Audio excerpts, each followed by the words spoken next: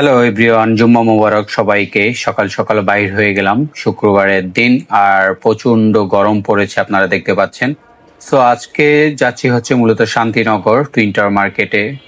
আর আপনারা দেখেন রাস্তা কত গরম, প্রচন্ড গরম। আর অলরেডি কিন্তু আমি বাসের জন্য ওয়েট করছি। আপনারা দেখতে পাচ্ছেন আমার সামনে কিন্তু বাস আসছে।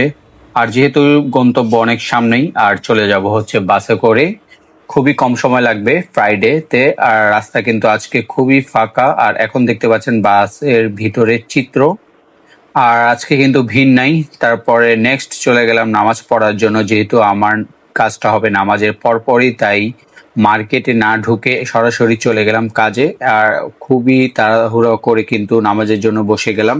আর এটা হচ্ছে শান্তিনগর টুইন টাওয়ার মার্কেট।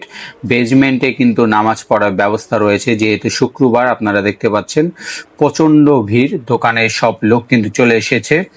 আর নামাজ পড়া শেষ করতে করতে দেখা গেল ইউটিউবার স্বপন ভাই আর ট্যাটু ম্যান সাইদুল ভাইয়ের সাথে।